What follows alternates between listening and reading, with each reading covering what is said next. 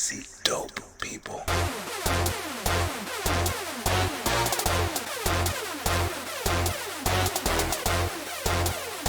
Welcome back to another episode of Dope People. I am your host, Brooklyn's favorite polymath, Hayden Green. And for those of you who are not familiar with the podcast, where have you been? This is a podcast where I interview people that I think that are dope.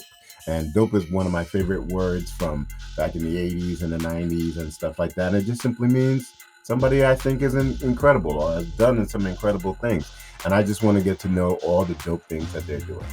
Today is a wonderful day. Why? Because I have my dope sister as my guest today. So ladies and gentlemen, put your hands together for the one and only Ebony McLean. Hey, Eb. Hi, how are you? I'm doing well. How are you feeling today? Pretty dope. Pretty dope. Excellent answer. Excellent answer. So, Ebony, we start every one of these dope interviews with a simple question to give us a little bit of a meter as to how you understand the word dope or how you understand dope people. So, who is the dopest person that you have ever met or that you know that you can share with us? Oh, wow. The dopest person that I know. That's a good one. Are we talking dead or alive? Does it matter? Well, no. You know what? I'll open it up. Dead or alive. So if we're talking alive, I would say my uncle. Many of you know him as my fave, but he is one dope man. I mean, just his being, his advice, his just ways of naming himself, as he calls himself, the legendary legend.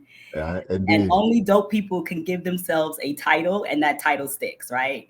So I would say he is definitely one of the dopest people that I know. So people who know you and know him through you know him as your fave. Yes. But the rest of the world knows him as poet extraordinaire, former host of the New Eurekan, Nathan P. Correct. So for those of you who's like, well, who's she talking about? She's talking about Nathan P. And that I will have to agree with you is a pretty dope selection. That is the person who kept me writing after I had given up. Well, not given up, but had some misgivings about my poetry and about my writing. And he just simply said, just keep writing. The scores don't matter. Just keep writing. And so I agree with you. Definitely a dope person. Well, here's a segment where I tell you what I think is dope about you. And for me, it is because I know you so well and I know the inner workings of your world and everything that is happening.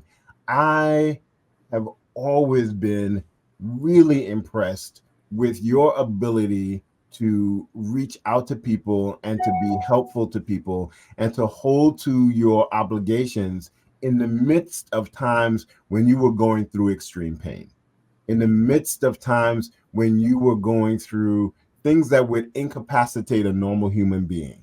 And you can tell me at any point in time when you are ready to disclose the fact that you are in fact a superhero, because I know that there are children who have benefited from your attention and your love and your zeal for mathematics, or as Ed would say, maths.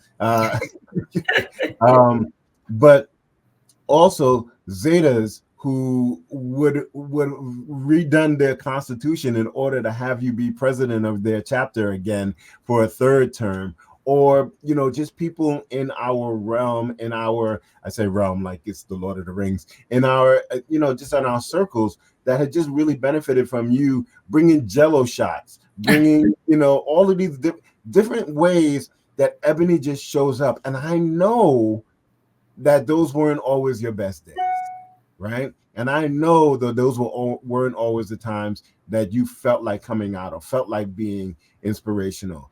But that's just who you are. And that for me is the dopest thing that you do. Like, you show up for people even in the midst of things that are going on with you. Thank you. Thank you. And You didn't warn me. You're trying to make me cry. Don't no, do it. no, Thank you. not trying to make you cry. I'm just trying to give you your flowers. And I received them. And that's and that's one of the wonderful things. I hopefully will get into some of the other stuff that you are involved in or that you do, and we can talk a little bit more about that. But that for me is what makes my sister dope. Thank you. Okay, well, we're going to take a short break, and when we come back, I want to know what dope thing you're doing, and so that we can share it with the rest of the world. My superhero, my sister. Give it up for Ebony McLean. We'll be right back.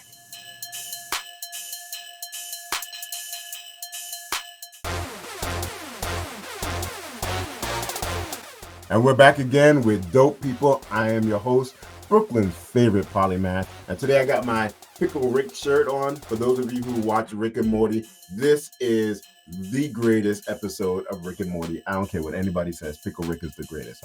And we're here today with my sis, my baby sis, Ebony McLean. And we've been talking about what things I think that make you dope. But I want to hear from you, Ebony. What are you doing that is dope? What are you involved in? It could be something that's an episodic thing. It's like, I cured cancer in my off time, or it could be something that you do on a regular basis. I go to the YMCA every day, every year, every week. Oh my God. I go to the YMCA every week and tutor young kids for free. Like, what is it? What are you doing that makes you dope? One thing I would say that I'm doing that makes me dope is I'm forever looking for ways to enhance my dopeness, always looking for ways to learn. So currently, I am taking the steps necessary to perform wedding ceremonies. What? And I am doing that because I love love. I love to celebrate others, which is another thing that makes me dope. And I just wanted to find a way to combine that without planning the wedding where I have to necessarily charge them, Right. but I can still be a part of the union. And it is my goal to be able to offer that service to friends and family for a very nominal fee, maybe pro bono, depending on who you are, and just be able to do something else and not just the regular old stuff. Just add something else on that I can do to support and help others. Another thing that I do that I find is pretty dope is I curate vacations and destination celebrations for people. And that is my happy place. I love organizing things. I love planning things.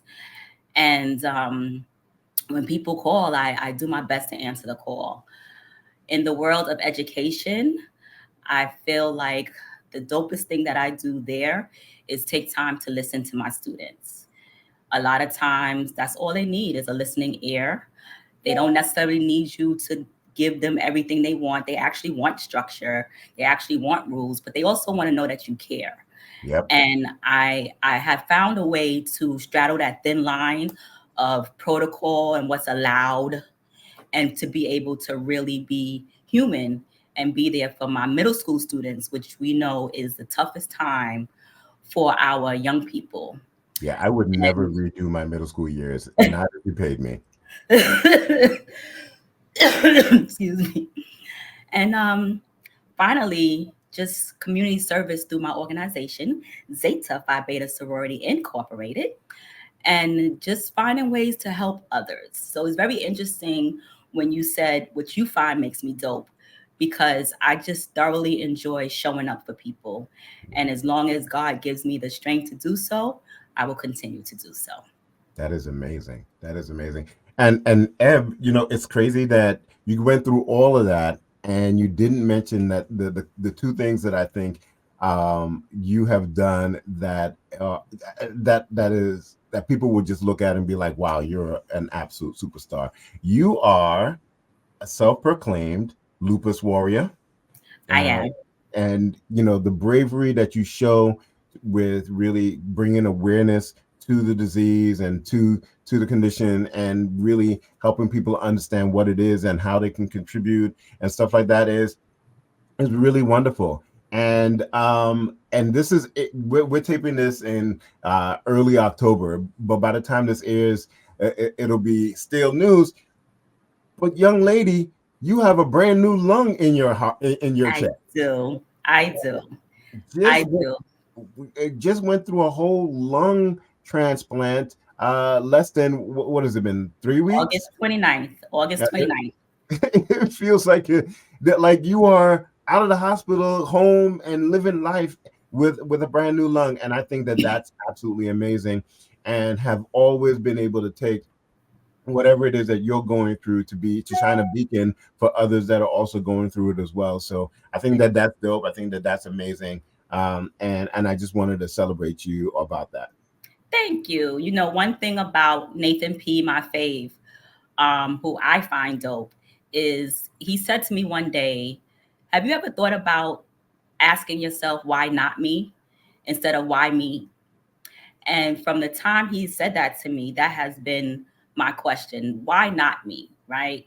So there's a reason why I'm going through this journey. And it is this journey that opened me up to be vulnerable enough to share publicly what's been going on. And since doing so, I've heard so many stories, and so many people have reached out to me that has either gone through the same thing, going through the same thing, also diagnosed with lupus, and just found inspiration in my story. So I'm happy that God led me to be vulnerable enough to share my journey publicly. Hadn't really done that. Have been really keeping a lot of things to myself. So a lot of people were surprised when I finally shared the entire story. And I just feel like it's another way to support and help others. And I have always and will continue to aspire to inspire before I expire. So I'm just going to keep walking in that purpose. That is amazing. That is amazing. And when you're ready to write your life story and you need a ghostwriter, I'm right here. I'll be right there writing it with you. We will definitely talk because I've already started. Excellent. So we end our podcast every week with a dope moment in history. And so it's not a dope moment in history. This is more of a dope person in history.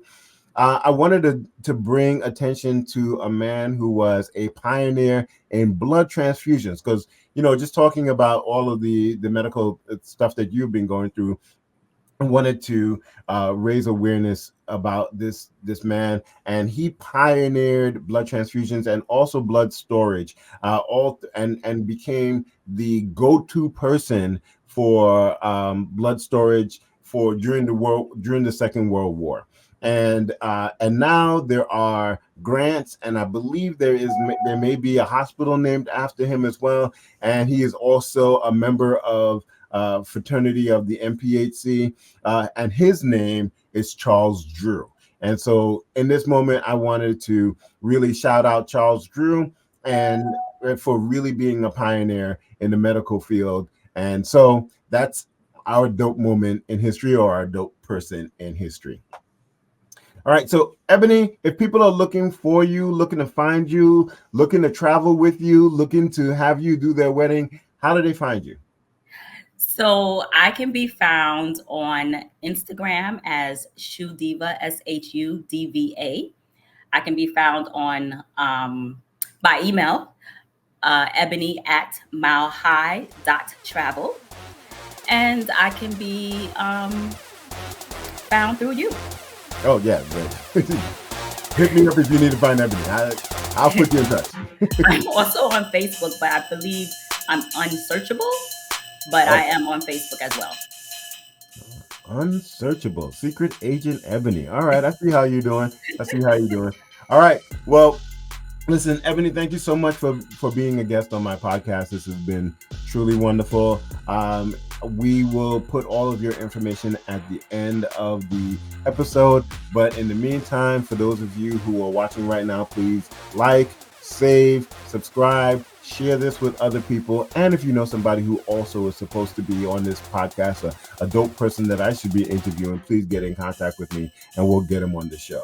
Thank you so much for having me. You are welcome. Thank you so much for taking time out of your busy schedule.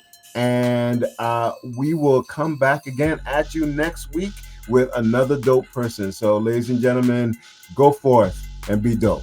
We'll see you later.